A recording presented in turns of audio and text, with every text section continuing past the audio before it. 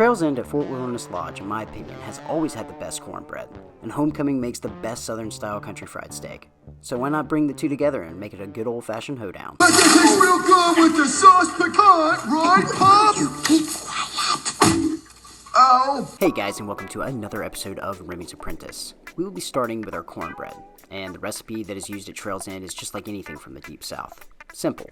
However, I wouldn't suggest saying that to your grandmother as she's taking out her grandmother's passed-down cookbook. Let's see. We're going to want to start with 3/4 cup yellow polenta and 1/4 cup flour. Polenta is more coarse in my opinion, and will give a more rustic texture to your bread, but you can substitute it for cornmeal. And a half cup of sugar, half cup of vegetable oil, 1 cup of milk, 1 tablespoon of baking powder, 1.5 teaspoons of salt, and there you go, all of our ingredients. Oh wait, hold on. I take that back. Seems like we were 2 eggs short of a cornbread.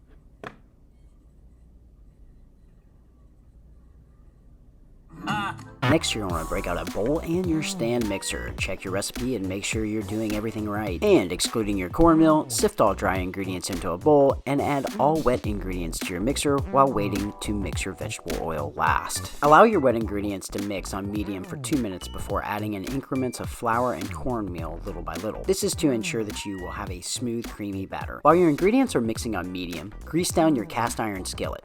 I prefer to use butter, because nothing says clogged arteries better than altering your recipes to fit Paula Deen style. When your batter looks as smooth as this, add to your skillet and place in a 375 degree preheated oven for 20 to 25 minutes. And now it's time for our steaks.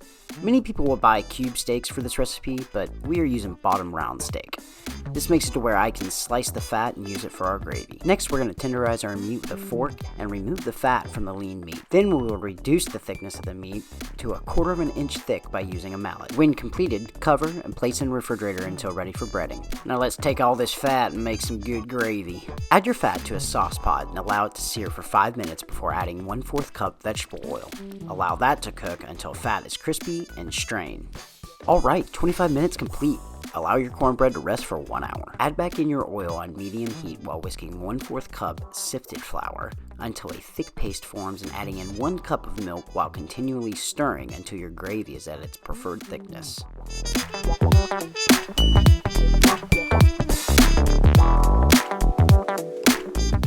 Back to our steaks.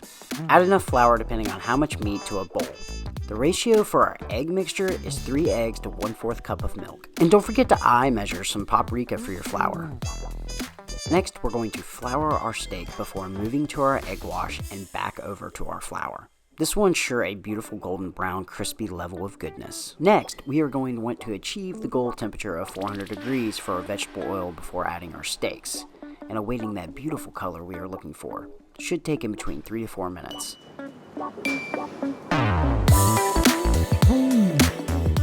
Before we dress our plate, let's take a look at this cornbread. Alright guys, and there it is.